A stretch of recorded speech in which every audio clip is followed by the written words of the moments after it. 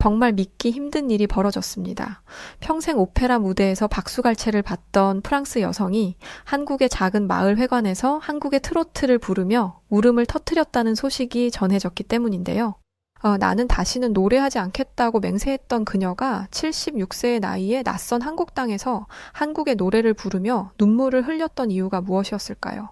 그녀는 한국에서 대체 어떤 감동적인 사연이 담긴 경험을 했던 걸까요? 안녕하세요. 저는 마들렌 르블랑이라고 합니다. 올해 76살 프랑스 리옹이라는 도시에서 오래도록 살아왔죠. 젊은 시절에는 오페라 가수로 무대에 서기도 했어요. 아마 이름을 들으면 고개를 갸웃하실 테지만 그래도 한때는 사람들 앞에서 노래하며 박수를 받던 사람이었습니다. 사람들이 생각하기에 무대 위에 선다면 무조건 행복할 거라 생각을 하곤 했죠. 하지만 저도 예외는 아니었습니다. 남편과 둘이서 조용히 살아가며 행복을 느끼던 어느 날 그이가 먼저 세상을 떠나버렸죠. 그리고 남은 시간은 마치 텅 빈 극장처럼 아주 조용하고 차가웠습니다.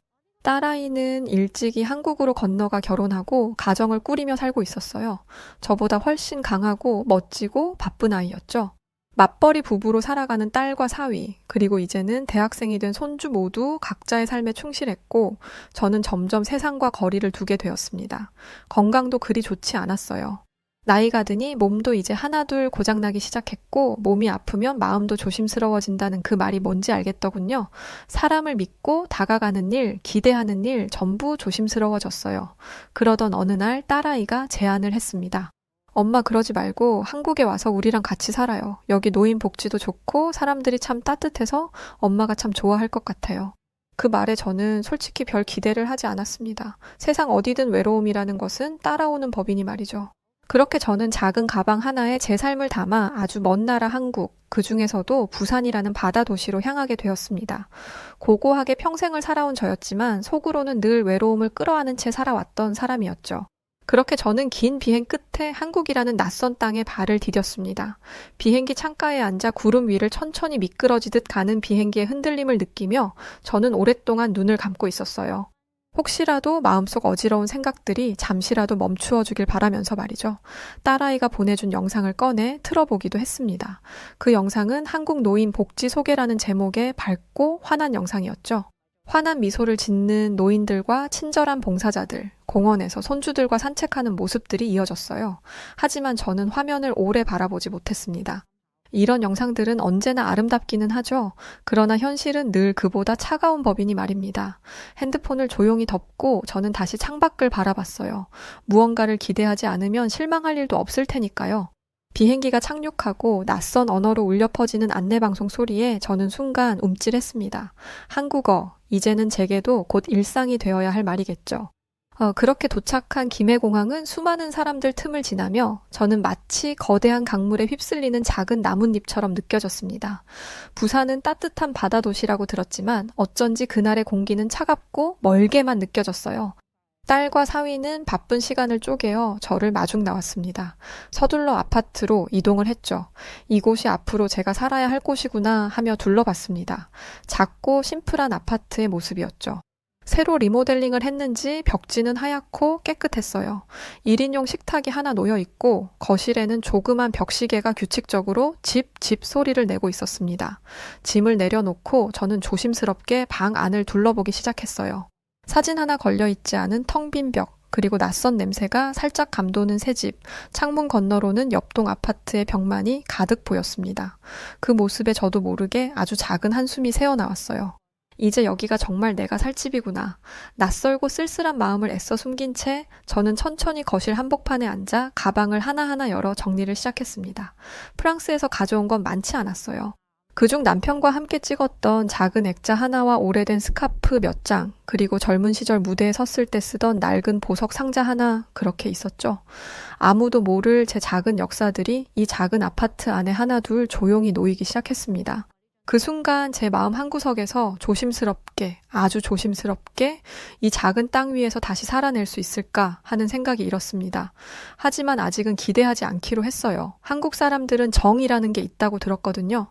사람과 사람 사이를 따뜻하게 이어주는 마음이라 하지만 저는 아직 믿지 않았습니다. 아직은 모든 것이 낯설었으니 말이죠.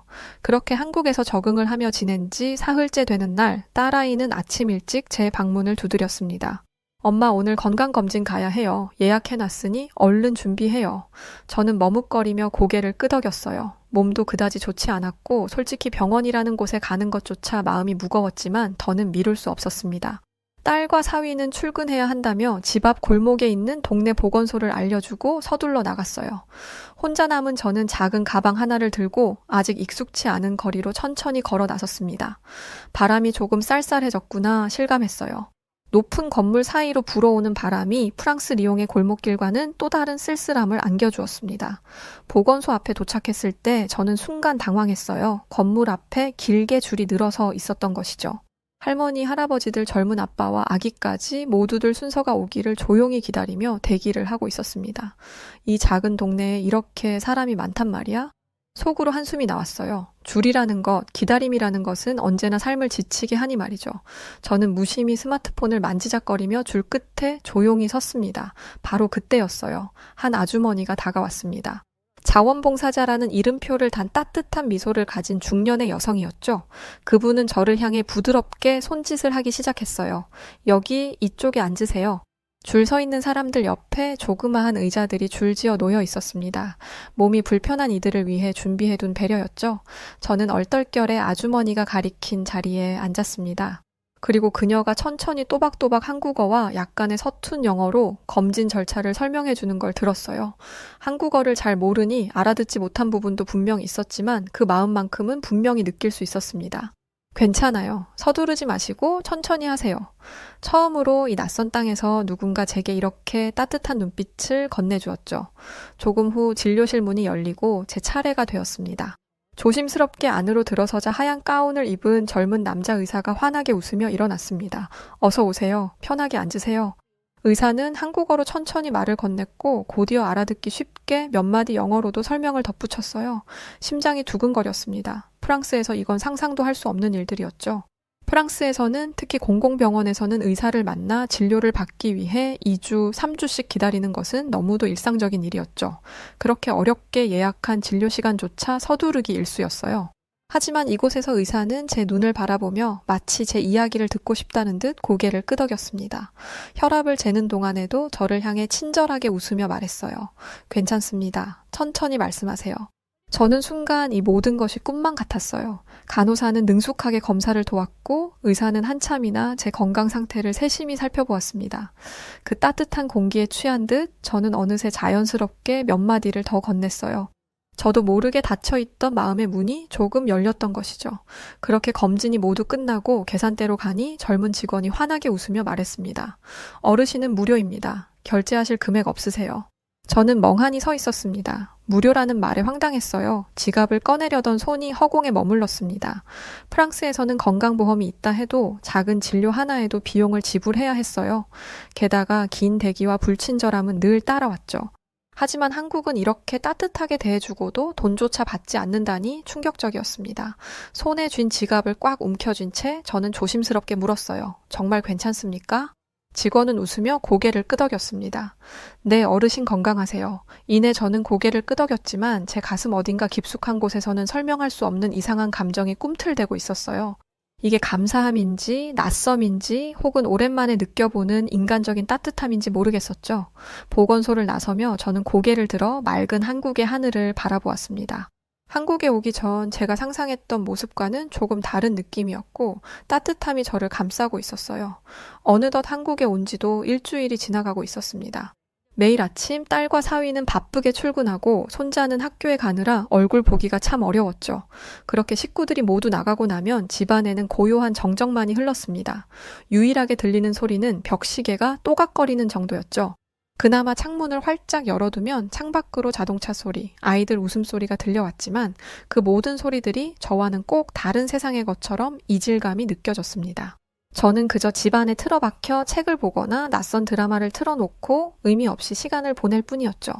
이렇게 살아야 할까? 이게 정말 사는 게 맞는 걸까? 늙어서 너무 오래 사는 것도 참 눈치 없는 짓인데 죽는 것도 사는 것도 내 뜻대로 흘러가는 게 하나 없구나. 가끔은 이런 생각마저 들기도 했습니다. 창밖으로 해가 기울 무렵 갑자기 문을 두드리는 소리가 들리기 시작했어요. 깜짝 놀라 문을 열자 옆집에 산다는 할머니가 서 계셨어요. 주름진 손에는 작은 플라스틱 통이 들려 있었고 통 안에는 빨간 양념에 버무려진 김치가 담겨 있었습니다. 이웃 할머니는 능숙한 손짓과 함께 웃으며 말씀을 하셨어요. 밥은 묵었나? 따라와라, 밥이나 같이 묵게. 그 말에 너무 당황해서 몇 번 손사래를 쳤습니다. 아니에요, 괜찮습니다. 하지만 할머니는 아랑곳하지 않으셨어요. 제 손목을 가볍게 잡아당기며 웃으셨습니다. 혼자 묵지 말고 같이 가자. 그게 무슨 청승이고 마치 오래된 친구를 이끄는 듯한 자연스러움이었습니다. 어쩔 수 없이, 아니 어쩌면 조금은 끌려서 저는 가방만 하나 챙긴 채 그 뒤를 따랐어요. 작은 골목을 돌아 몇 분쯤 걸었을까. 동네 작은 마을 회관이 모습을 드러냈습니다. 넓은 방 안에는 여러 어르신들이 모여 있었어요. 스테인리스 식판 위에 된장국과 나물 반찬이 가지런히 놓여 있었고 푸짐하지는 않지만 정성이 담긴 한 끼가 준비되어 있었습니다. 처음 문을 열고 들어선 순간 저는 숨을 들이켰어요. 된장국 특유의 구수한 냄새가 코끝을 스쳤습니다. 익숙하지 않은 향기였지만 어쩐지 따뜻하게 느껴졌어요. 옆집 할머니는 저를 작은 탁자 앞으로 안내하기 시작했습니다. 그리고 옆자리 어르신에게 말했어요. 이 사람 프랑스에서 왔다네. 인사들 해. 다 친구지 뭐. 안 그래? 그 말에 모두들 고개를 끄덕이며 웃었습니다. 옆자리에 앉은 다른 할머니가 저를 바라보며 물었어요. 프랑스? 아이고 멀리서 왔네. 힘들지? 그 말 한마디가 뭐라고 저는 이유를 도통 알 수 없는 울컥함을 느꼈습니다. 오래전부터 저는 누군가 이렇게 따뜻하게 말을 걸어오는 경험을 잊고 지내고 있었죠. 여기 모인 사람들은 전부 저를 잘 모릅니다. 제 과거도 상처도 외로움도 모르지만 그럼에도 그들은 따지지 않았습니다. 단지 같은 자리에서 밥을 나눈다는 이유 하나로 저를 친구라며 환대해주고 있었죠. 저는 숟가락을 들었다가 조심스럽게 내려놓았어요. 뜨끈한 된장국에서 올라오는 김 사이로 눈앞이 자꾸 흐릿해졌습니다. 이렇게 따뜻하게 맞아주는 사람들이 있다니 나는 그동안 무엇을 두려워하고 있었던 걸까? 이곳의 밥상은 그저 허기를 채우는 자리가 아니었어요. 말이 많지 않아도 수줍은 웃음과 조심스러운 눈길만으로도 서로를 이해하고 지켜주는 자리였습니다. 조용히 된장국을 한 숟갈 뜨며 저는 작게 미소를 지었어요. 어쩌면 정말 이곳에서 조금씩 다시 살아갈 수 있을지도 모른다는 생각을 처음으로 아주 조심스럽게 했습니다. 어느덧 마을 회관에서 보내는 시간이 조금씩 익숙해졌어요. 아침이면 이웃 할머니들이 문을 두드리고 낯선 반찬을 한 접시씩 건네주기도 했습니다. 혼자 있지 말라는 그들의 다정한 강요가 처음에는 버겁기도 했지만 이제는 따뜻하게 느껴졌어요. 그러던 어느 날 회관에서는 작은 문화 행사가 열렸습니다. 자, 우리 노래 한 곡 신명나게 뽑아보자고요. 커다란 현수막까지 걸리고 구석에 세워진 노래방 기계에서는 구수한 7080 트로트 메들리가 흘러나오기 시작했습니다. 마을 어르신들은 모두 들떠 있었죠. 노란 꽃무늬 블라우스를 입은 할머니는 신나게 어깨춤을 둥실둥실 추었고 수줍은 표정을 짓던 할아버지도 나지막이 따라 부르기 시작했어요. 저는 한쪽 구석에 조용히 앉아 그 광경을 바라보고 있었습니다. 화려하진 않지만 서로를 향한 웃음이 가득한 이 작은 축제가 왠지 모르게 뭉클하게 느껴졌어요. 바로 그때였죠. 사회자가 손에 든 마이크를 들고 다가왔습니다. 프랑스에서 오신 마들렌 할매여, 노래 한 곡 해주이소. 나는 깜짝 놀라 고개를 세차게 저었습니다. 노노 괜찮아요. 못해요. 하지만 어르신들은 박수를 치기 시작했고 함성과 함께 제게 관심이 쏠렸습니다. 에이, 그러지 말고 얼른 한 곡 뽑아봐. 우리 마들렌이 화이팅. 손뼉을 치며 연신 환호를 하니 거절하는 것도 더는 버거운 분위기 속에서 저는 어쩔 수 없이 마이크를 받아들었습니다. 옆자리 할머니가 귀뜸을 해주셨죠. 그 고향역 있어요. 그걸로 한번 뽑아 보이소. 쉽고 아주 좋다 아이가. 처음 듣는 곡이었습니다. 화면에는 한글 가사가 흘러나왔고 저는 조심스럽게 한 글자 한 글자 읽어 내려가기 시작했어요. 기차는 떠나네. 고향역에서. 어색한 한국어 발음의 음정도 어긋났지만 주변은 놀랍게도 조용했습니다. 그리고 음악 속에서 느껴지는 슬픔을 천천히 가만히 따라갔어요. 고향을 떠나야 했던 마음과 돌아갈 수 없는 곳에 대한 그리움이 담겨 있구나. 꼭 어쩌면 이 노래는 저와 닮아 있었는지도 모릅니다.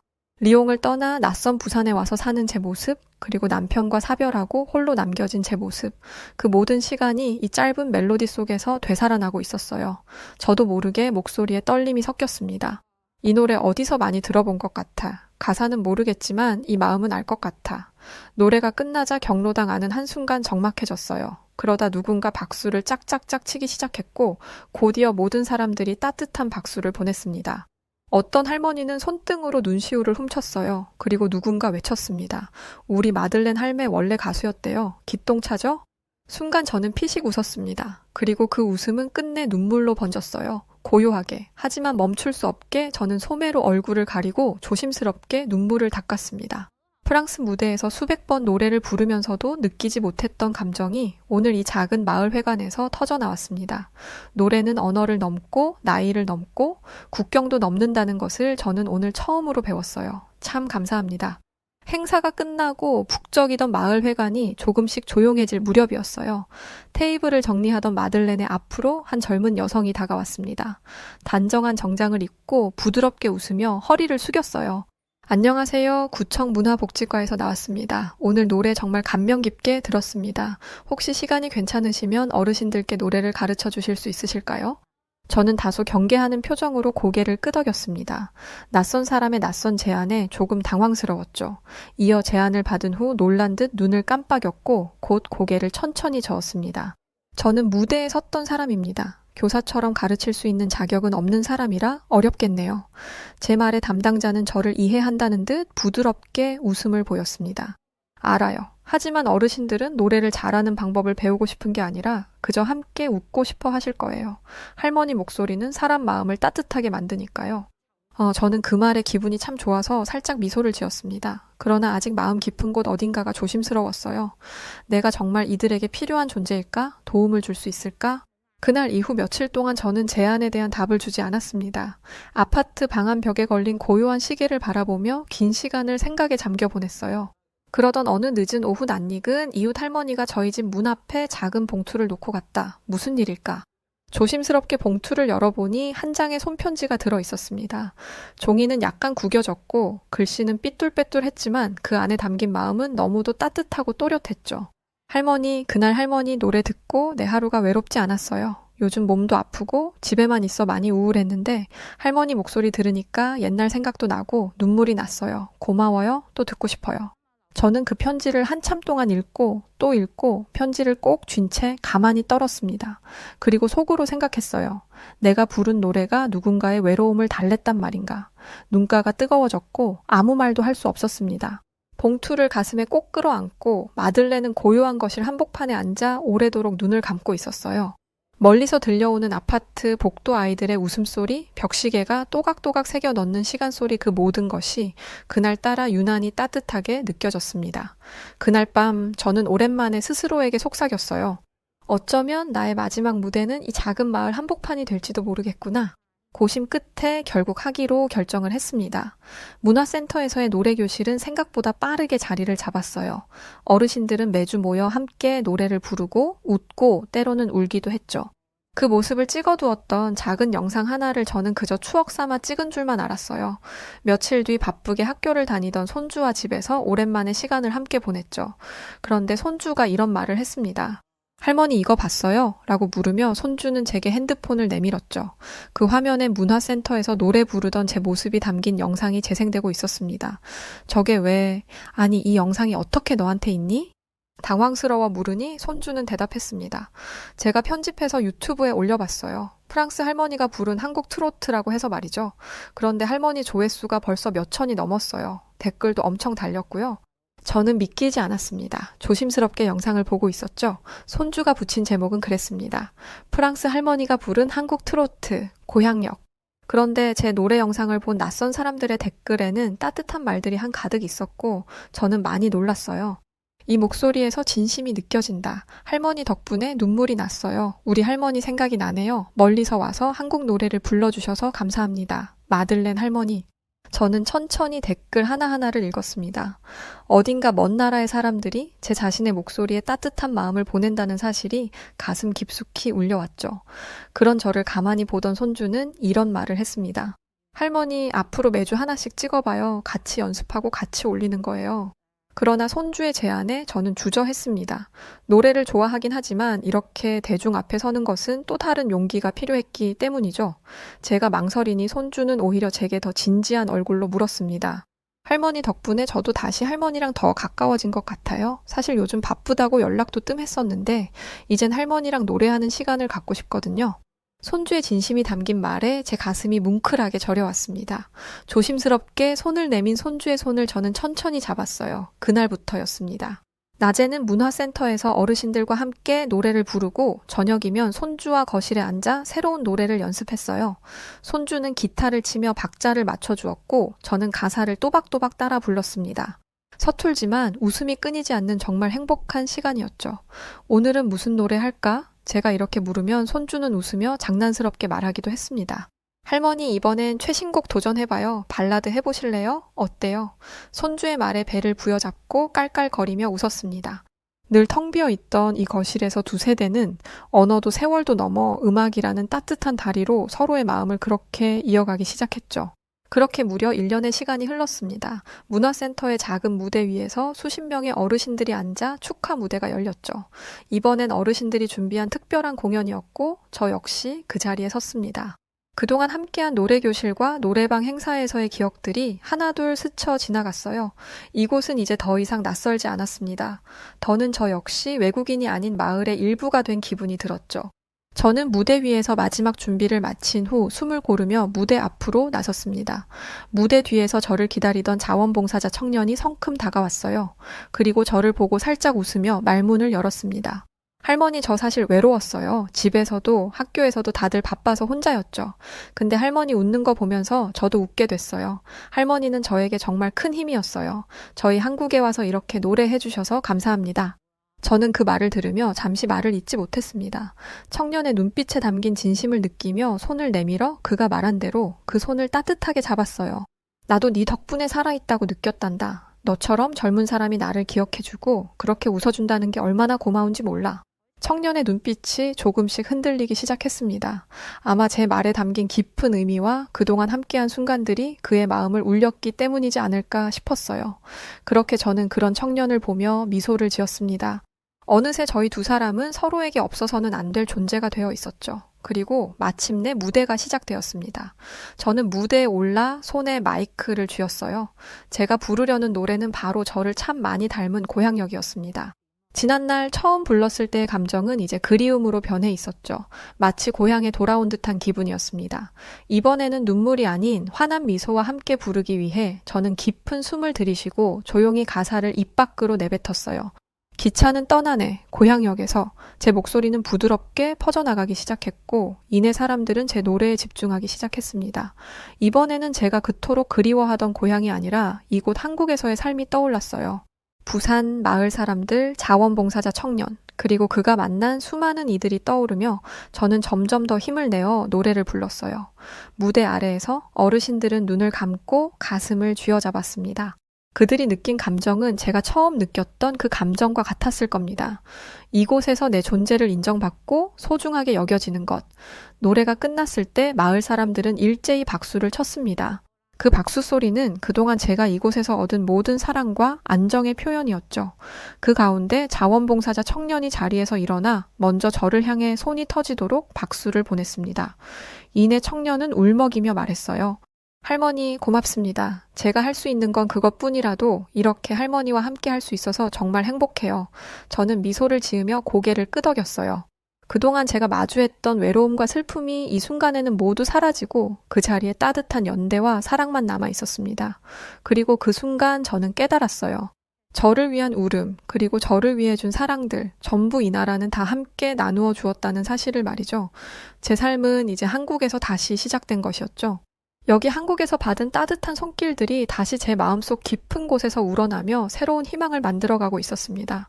이 노래는 나만을 위한 것이 아니다. 이 나라 한국이 나를 위해 울어줬고 내가 다시 웃을 수 있게 해줬지. 그런 이곳 한국은 정말이지 나를 위한 나라였다. 그 순간 저는 더 이상 외로워하지 않았습니다. 한국이 그리고 이 마을이 제 새로운 고향이 되어주었으니 말이죠. 그 고향에서의 노래는 계속 울려 퍼지며 사랑과 감사의 멜로디를 이어갔습니다. 부산 바다의 넓은 수평선 위로 석양이 점차 내려가고 있었어요.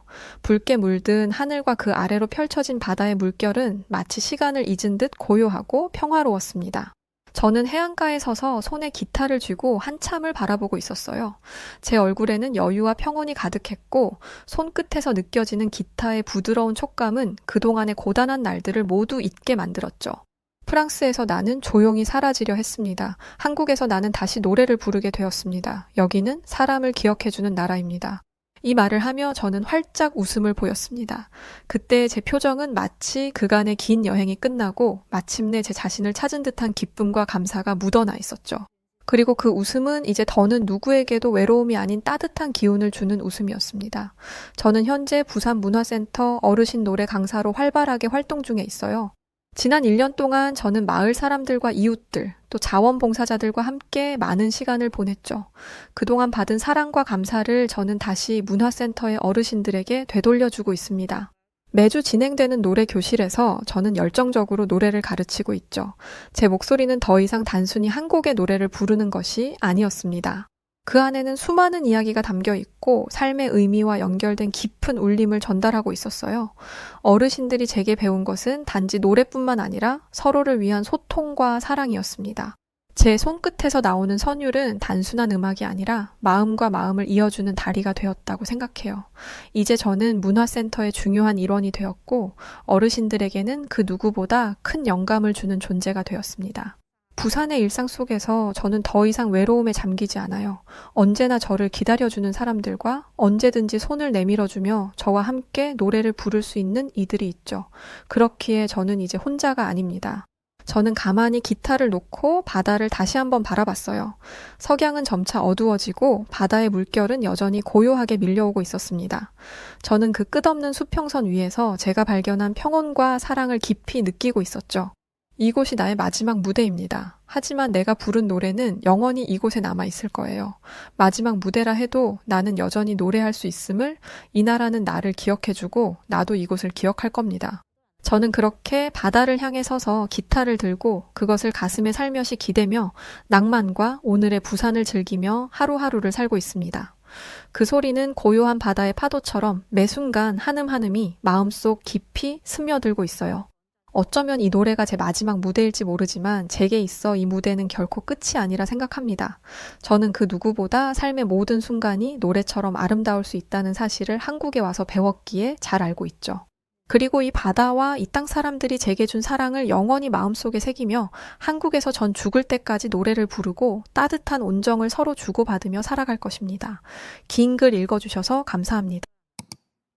세계 최고의 자부심으로 무장한 미국 교통 전문가가 한국을 방문하게 되었다고 합니다. 그는 교통체증도 해결하지 못하는 한국에서 무엇을 볼 수 있겠냐며 호언장담했지만 한국의 고속도로에서 경험했던 믿기 힘든 일들로 하여금 이 미국 교통 전문가의 자존심을 박살내버렸다고 하는데요. 과연 무슨 일이 있던 걸까요? 안녕하세요. 저는 토머스 윌리엄스라고 해요. 저는 미국 국토안보부 산하의 미국 교통안전청에서 도시교통 설계 전문 연구원으로 일하고 있답니다. 제가 주로 하는 일은 교통 시스템과 도시 계획을 분석하고 설계하는 것이에요. 지금까지 저는 미국에서 몇몇 주의 주요 도로 프로젝트를 성공적으로 이끈 덕분에 도로의 메스트로라는 과분한 별명도 가지고 있죠. 그래서 제 커리어는 늘 자부심으로 가득 차 있었죠. 제가 한국을 방문하게 된 이유 중 하나는 바로 세종시 자율주행 빅데이터 센터 방문이었어요. 아시는 분은 아시겠지만 근래 미국에서는 자율주행과 관련된 대대적인 프로젝트가 진행 중인데 이 프로젝트를 후원 중인 미국 유명 자동차 회사에서 비교 연구 대상 국가로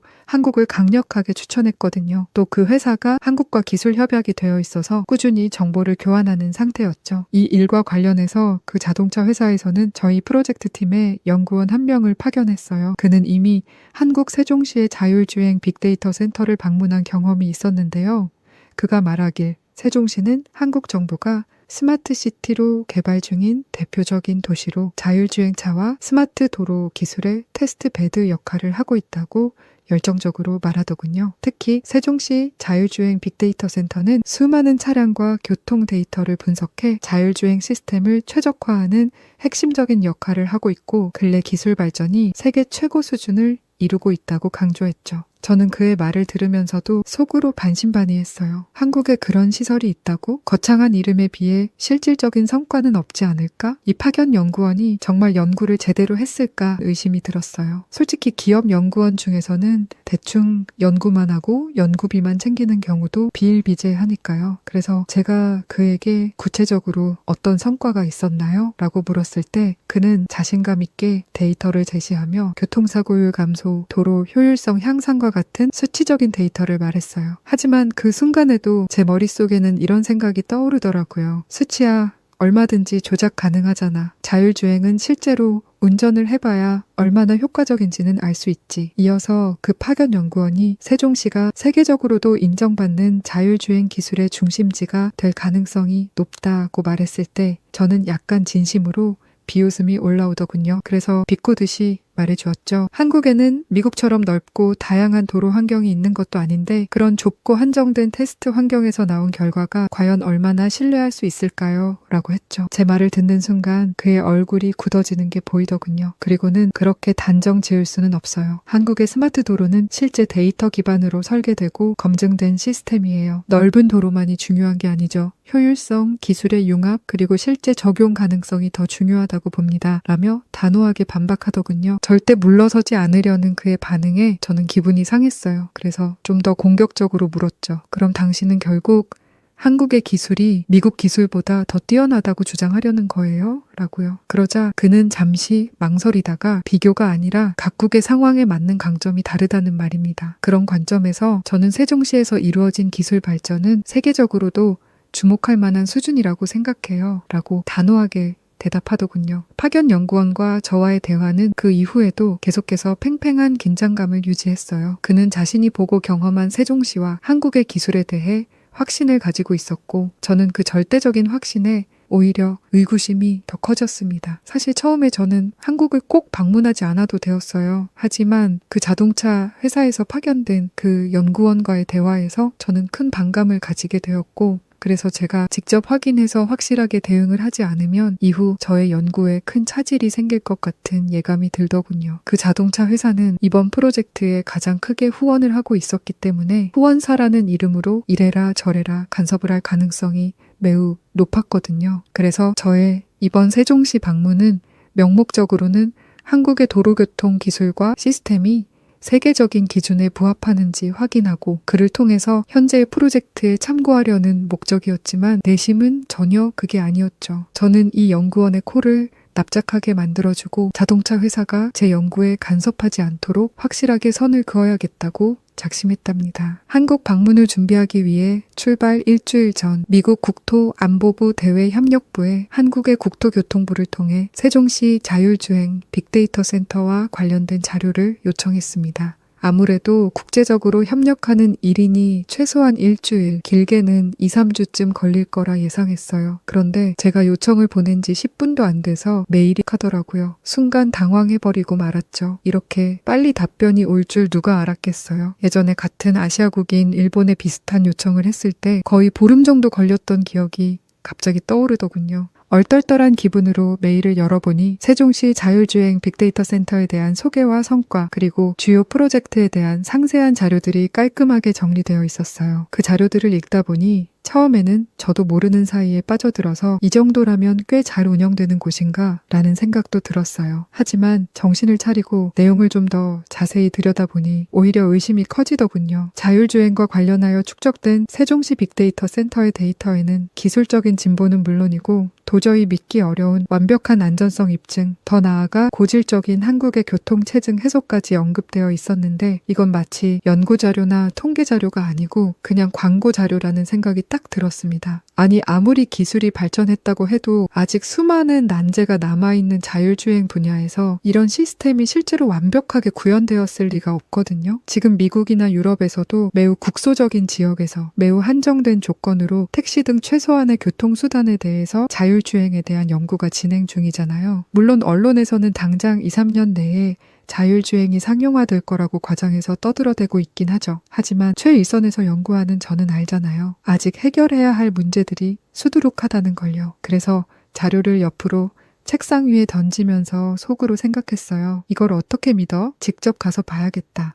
자료로만은 판단할 수 없어. 한국에 대해 제가 가장 먼저 떠올린 이미지는 복잡하고 혼란스러운 도로였어요. 그래서 파견 연구원으로부터 한국의 스마트 도로에 대한 이야기를 들었을 때 바로 코웃음을 쳤죠. 첨단 기술, 교통 체증 하나 해결 못하는 나라가 첨단 운운하는 건 좀 우습지 않나? 라는 생각이 들었으니까요. 솔직히 한국에 대한 이미지는 땅이 작고 인구 밀도가 높은 나라 정도였고, 그런 곳에서 자율주행 기술이나 스마트 도로가 성공적으로 운영되고 있다는 말은 솔직히 믿기가 어려웠습니다. 또 가끔 TV 뉴스나 몇몇 기사에서 접한 서울의 교통체증 이야기는 꽤나 인상 깊었죠. 한 번은 서울에는 출퇴근하는 데만 하루의 절반을 보내는 사람들이 많다는 기사를 본 적이 있거든요. 그때부터 제 머릿속에는 한국의 도로 시스템이 꽤나 낙후되어 있다는 생각이 자리 잡았던 것 같아요. 100번 양보해서 아무리 기술이 발전했더라도 도로 시스템에 있어서 물리적인 한계는 극복하기가 정말 어렵거든요. 땅도 좁고 산도 많고 인구 밀집도도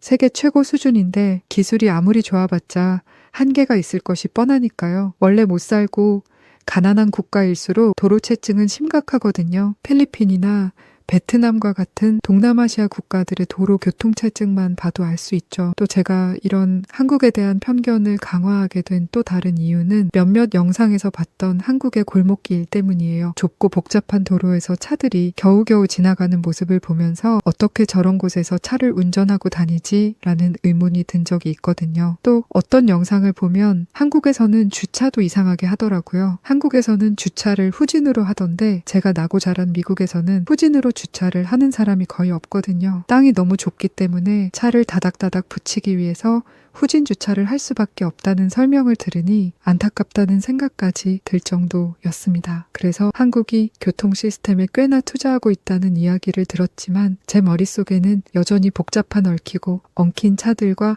꽉 막힌 도로만 떠올랐어요. 그래서 저는 이번 방문이 오히려 이런 사실을 확실히 확인하는 기회가 될 거라고 생각했어요. 결국 보나마나 교통체증을 해결하지 못한 사례만 실컷 보게 되겠지라는 생각을 가지고 있었죠. 그런 의구심을 가지고 한국행 비행기에 올랐습니다. 인천공항에 도착한 뒤 세종시로 가는 여정이 시작되었죠. 공항에서 마중 나온 한국 측 담당자와 함께 차를 타고 이동했는데 고속도로에서의 풍경은 꽤나 흥미롭더군요. 도로는 생각보다 훨씬 깔끔하게 정돈되어 있었고 차선도 명확했어요. 하지만 제가 가장 놀랐던 건 중간에 들른 고속도로 휴게소였습니다. 처음에 담당자가 휴게소에 잠시 들르겠다고 하길래 그냥 주유소 같은 곳에서 간단히 주유하고 화장실이나 들르는 정도겠거니 생각했어요. 미국에서는 고속도로 휴게소에서 과자나 음료를 사는 게 전부였거든요. 솔직히 미국 휴게소는 대부분 낡고 불결하다는 이미지가 강했어요. 화장실은 청소가 제대로 되어 있지 않아서 지독한 냄새가 나는 경우가 많았고 음식도 별로 신선하지 않은 정크푸드나 빵 몇 개 정도가 전부였어요. 간단히 말해서 그냥 필요한 것만 빠르게 해결하고 떠나는 장소에 불과하죠. 그런데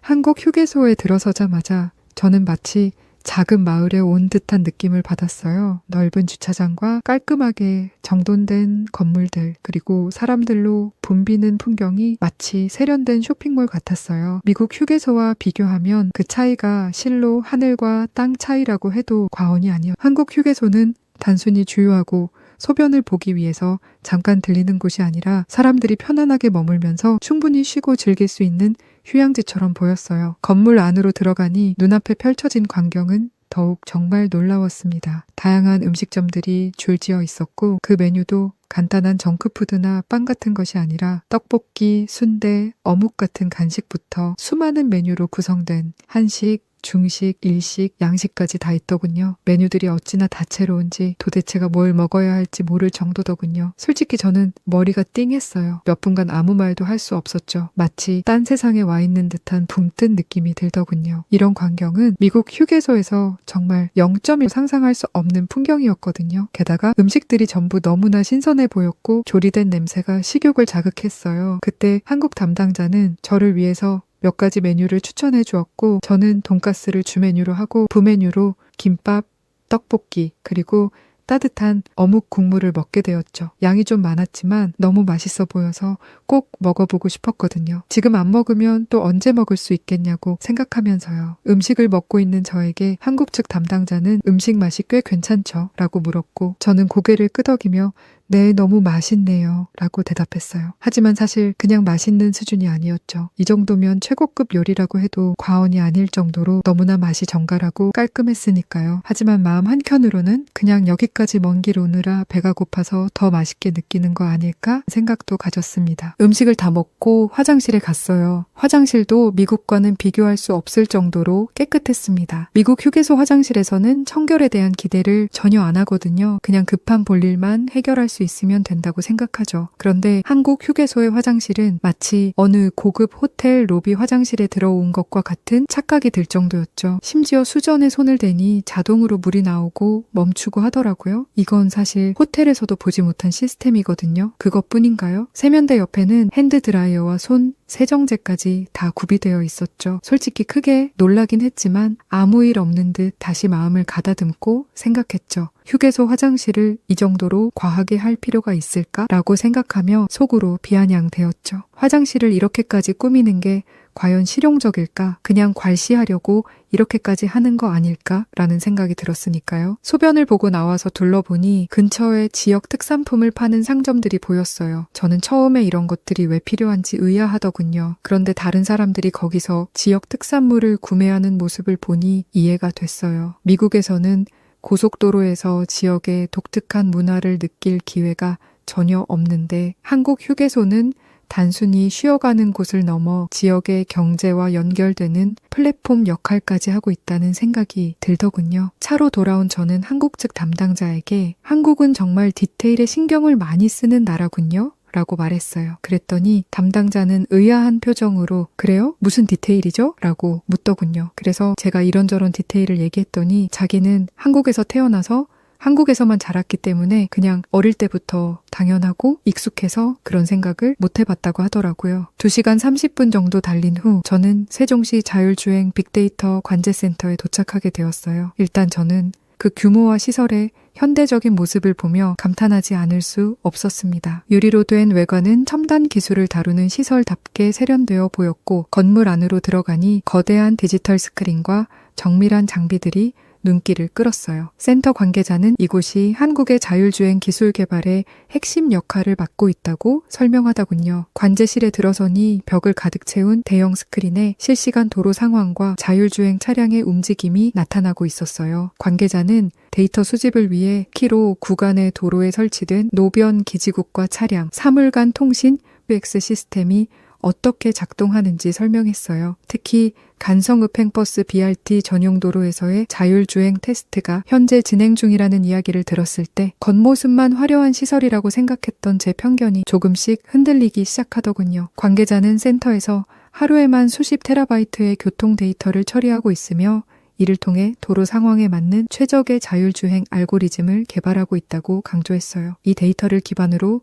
자율주행 차량이 장애물을 인식하고 회피하며 교통 흐름에 맞춰 최적의 운행을 할 수 있게 됩니다. 라고 설명했죠. 그러나 저는 여전히 의구심을 떨칠 수 없었어요. 보기에는 정말 화려해 보이는데 과연 이 정도 데이터로 실질적인 자율주행 구현이 가능한가? 라는 생각이 들었으니까요. 관계자가 안내한 다음 장소는 빅데이터 서버실이었어요. 이곳은 자율주행 차량과 관련된 모든 데이터를 실시간으로 저장하고 분석하는 곳이라고 했어요. 미국에서도 보기 힘든 엄청난 크기의 서버들이 줄지어 서 있었고 수많은 케이블과 끼는 불빛들이 기술적 역량을 상징하는 듯 보였어요. 그때 함께 온 파견 연구원이 한국의 자율주행 시스템의 가능성을 언급하며 세종시의 도로 시스템이 얼마나 최첨단인지 열심히 설명하더군요. 하지만 저는 이렇게 말했죠. 한국의 교통 시스템은 아직도 교통체증이 심각하잖아요. 그런 것도 해결하지 못하고 있는데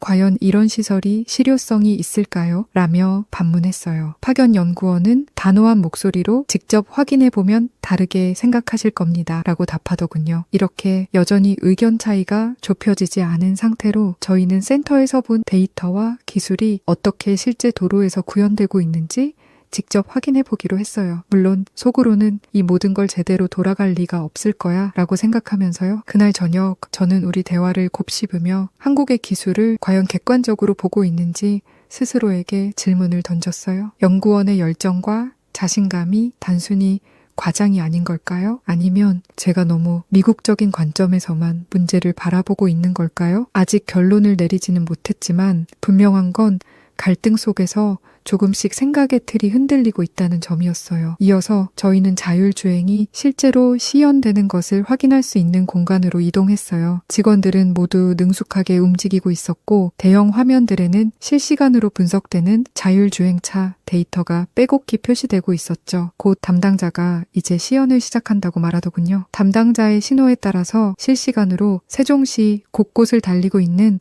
자율주행 차량들의 움직임이 대형 화면에 나타났어요. 차량의 속도, 위치, 주변의 건물들과 사람들의 상황, 풍향과 기압, 도로의 온도와 수분 상태 등 취합할 수 있는 거의 모든 정보가 0점 단위로 업데이트되고 있더군요. 이런 데이터를 기반으로 수많은 자율주행차들이 완벽한 질서를 이루면서 일사불란하게 움직이는 걸 실제로 눈으로 보니 정말 공상과학 영화를 보고 있는 것만 같은 착각까지 들 정도더군요. 미국은 그동안 자율주행 기술의 선구자로 평가받아 왔고 구글, 테슬라와 같은 회사들이 자율주행차를 상용화 직전 단계까지 끌어올린 상태죠. 하지만 아직 넘어야 할 난관이 정말 수없이 많은 것도 사실이에요. 미국에서는 자율주행 기술이 주로 개별 차량의 인공지능과 센서 기술에 초점이 맞춰져 있어요. 한 대의 차량이 도로의 모든 변수를 스스로 판단하고 대응하는 시스템을 중심으로 발전해 온 것이죠. 하지만 이 방식은 한계가 명확했어요. 복잡한 실제 도심 환경에서는 모든 차량이 독립적으로 움직이다 보니 통합적인 소통과 연결성이 부족했고 이는 종종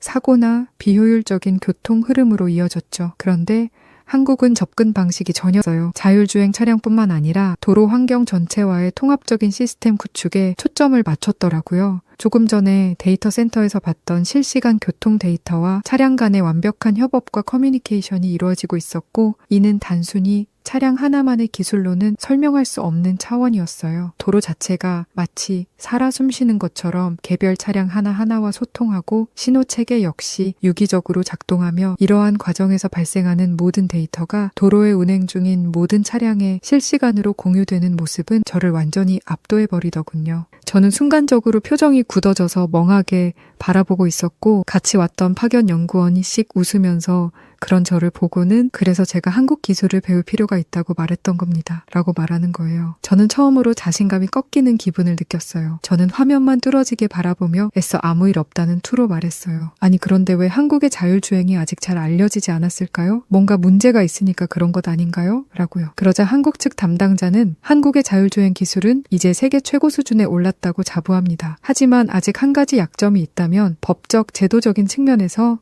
미국에 비해 아직 부족한 부분이 많다는 점이에요. 미국은 주마다 다르긴 해도 자율주행 관련 법안이 꾸준히 발의되고 있잖아요. 반면에 한국은 제도 정비 속도가 상대적으로 느린 상황이에요. 이런 상황에서 저희가 축적한 노하우를 국제적으로 공유했다가는 상용화 이전에 기술 유출 등 여러 가지 국가적으로 민감한 이슈가 발생할 수 있기 때문에 조금 조심스러운 입장입니다. 라고 말하더군요. 그 말을 들으니 솔직히 안도감이 밀려오더군요. 그나마 법적, 제도적 문제가 아직 유연하게 풀리지 않은 게 미국 입장에서는 얼마나 다행스러운 일인가 하는 생각이 들었거든요. 자율주행이 상용화되면 엄청난 돈이 오가는 시장이 형성되는데 한국이 그걸 선점해버리면 미국으로서는 크나큰 국가적 손실이 되니까요. 그렇게 그날 저는 저의 예상보다 훨씬 진일보한 한국의 자율주행 기술의 발전을 목격하게 되었고 약간 복잡한 심경이 되어 숙소로 돌아올 수밖에 없었답니다. 숙소에 돌아와서 지난 하루를 돌아보며 저는 깊은 생각에 잠겼어요. 제가 세종시 자율주행 빅데이터 센터에서 경험한 것은 단순히 기술적 충격에 그치지 않았어요. 그것은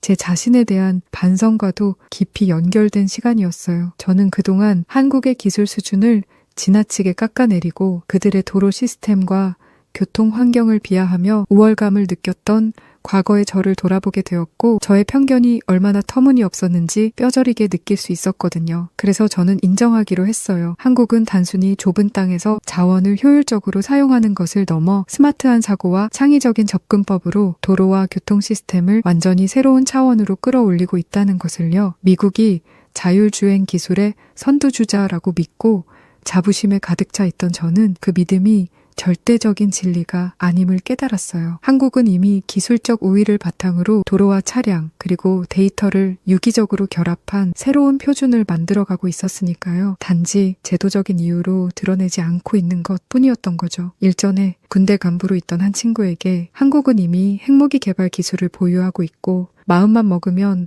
세계 어느 국가보다 빠른 속도로 수십, 수백 기는 만들어낼 거라는 말을 들었던 적이 있는데 어쩌면 그것도 사실일 수 있겠더라고요. 단지 드러내지 않고 있는 것 뿐인 거죠. 저는 그래서 다짐했어요. 한국에 대해 조금 더 배우고 제가 알지 못했던 것들을 제대로 이해해보겠다고요. 이 경험은 제 커리어뿐만 아니라 제 인생에도 중요한 변곡점이 될 것 같았어요. 제가 미국으로 돌아가서 프로젝트를 진행할 때 한국에서 보고 느낀 것들이 크게 영향을 미치게 될 테니까요. 다음 날 저희는 한국의 제2도시라고 불리던 부산으로 가보기로 했습니다. 저와 같이 온 파견 연구원이 한국은 자율주행 시스템뿐만 아니라 도로 시스템 자체가 너무나 훌륭하다. 그래서 여기까지 온 이상 꼭 경험을 해보는 것이 큰 도움이 되리라고 권했기 때문이죠. 이젠 저도 흔쾌히 동의하고 그의 말을 따르기로 했죠. 부산으로 향하는 고속도로를 달리며 저는 자연스럽게 한국과 미국 그리고 아시아 강국이라던 일본의 고속도로 시스템을 비교하게 되었어요. 사실 저는 미국의 고속도로를 누구보다 잘 알고 있잖아요. 미국에서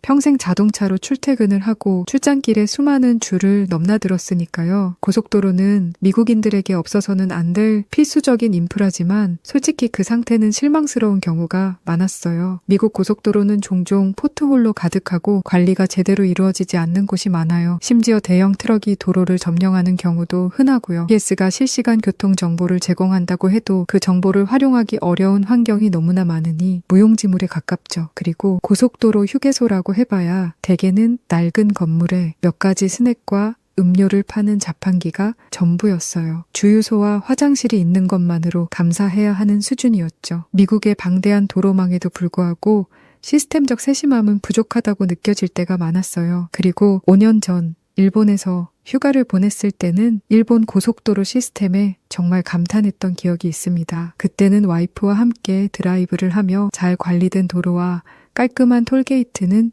물론 고속도로 휴게소에서도 약간의 놀라움을 느낄 수밖에 없었죠. 하지만 지금 한국 고속도로를 달리며 제가 얼마나 좁은 세상에 갇힌 채 편견을 가지고 살았는지 깨닫게 되었어요. 한국의 도로는 제가 놀라워했던 일본보다 최소한 2~3배는 더 발전한 느낌이었습니다. 일단 도로의 상태부터가 완벽에 가까웠죠. 고속도로가 길게 이어지는 동안 단 한 번도 도로 상태가 나빠졌다는 느낌을 받지 않았어요. 차선마다 분명하게 표시된 경계선과 명확한 안내 표지판이 운전을 훨씬 편안하게 만들어줬습니다. 한국의 고속도로 시스템은 교통정보를 실시간으로 제공하는 수준이 남달랐어요. 곳곳에 설치된 전광판이 도로 상황을 상세히 알려주는데 단순히 정체 구간만 알려주는 게 아니라 예상 도착 시간이나 우회 경로까지 안내했으니까요. 미국의 교통정보 시스템은 정보가 부족하거나 늦게 업데이트되는 경우가 많아 솔직히 아무 쓸모가 없거든요. 일본에서도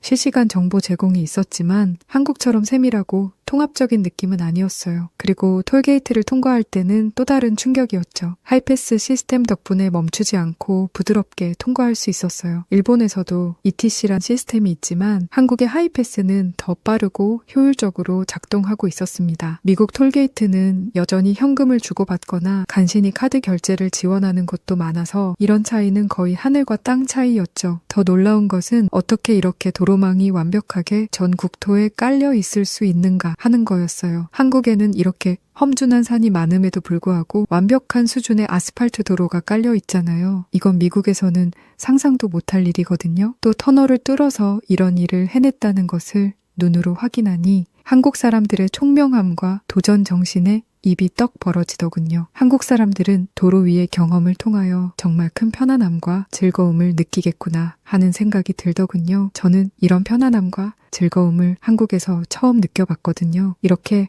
며칠간의 한국 방문 후 저의 심경을 정리하자면 한마디로 무지하고 편협했던 과거의 자신이 부끄러울 정도로 큰 깨달음을 얻었다고 말할 수 있어요. 저는 처음에 한국을 방문하기 전에 많은 편견을 가지고 있었어요. 이처럼 조그만 나라가 교통 시스템이 좋아봤자 얼마나 좋겠어 라며 비아냥거리던 제 태도는 산산이 부서져 날아가 버렸어요. 저는 이번 한국 방문을 통해 단순히 한국의 기술적 우수성에 놀랐을 뿐만 아니라 사람들이 시스템을 설계하고 유지하는데 얼마나 깊은 고민과 세심한 노력을 기울이는지도 알게 되었습니다. 세종시 자율주행 빅데이터 센터에서 실시간 데이터를 기반으로 자율주행 시스템이 얼마나 정확하고 효율적으로 작동하는지 확인했을 때의 충격이 아직도 생생하군요. 제가 일하는 미국에서도 자율주행 기술은 많이 발전했지만 한국이 보여준 통합성과 유기성은 전혀 다른 수준이라는 것을 깨달았으니까요. 한국의 도로 시스템은 기술, 서비스, 그리고 세심함이 결합된 새로운 차원이었어요. 저는 아마도 이번 한국의 방문을 기회 삼아 한국과 한국의 교통 시스템에 대해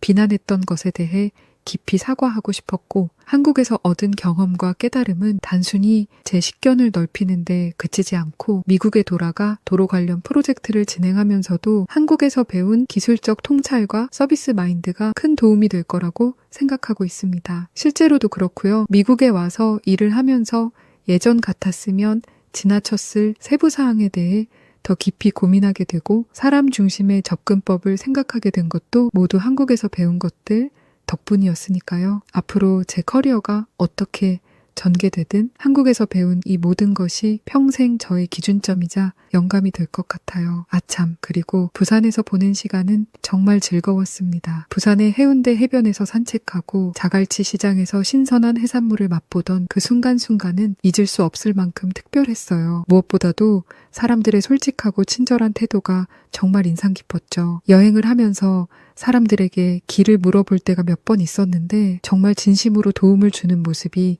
너무 놀랍고 감동적이었습니다. 미국에서의 친절함이라는 것은 약간의 격식이 있는 거리감을 두고 이루어지거든요. 그런데 제가 부산에서 만난 사람들은 훨씬 더 직접적이고 따뜻했습니다. 그래서 다음번에 한국에 올 때에는 가족들을 꼭 데리고 와야겠다는 결심을 했어요. 함께 이 멋지고 세련되고 친절하고 편리한 나라와 도시를 즐기고 한국 사람들의 따뜻함도 느끼게 해주고 싶었거든요. 그럼 다음에 다시 한국으로 올 날을 기약해봅니다. 네, 오늘 사연은 여기까지입니다. 이번 사연에서 토머스 씨는 처음엔 한국의 도로 시스템을 과소평가하고 비웃기까지 했지만 상상을 초월하는 한국의 스마트 도로 기술과 편리하고 쾌적한 교통 시스템을 통해서 정말 많은 것을 배우고 느낀 것 같네요. 자, 그럼 오늘 사연이 여러분께도 큰 감동과 기쁨을 전해드렸길 바라면서 더 흥미로운 이야기로 찾아뵐게요. 그럼 지금까지 사연을 전해드린 여우튜브 김지혜였고요. 구독과 좋아요는 여우튜브에게 큰 힘이 된답니다. 영상 끝까지 시청해주신 모든 분들 고맙습니다. 늘 감사드립니다. 당신만의 여우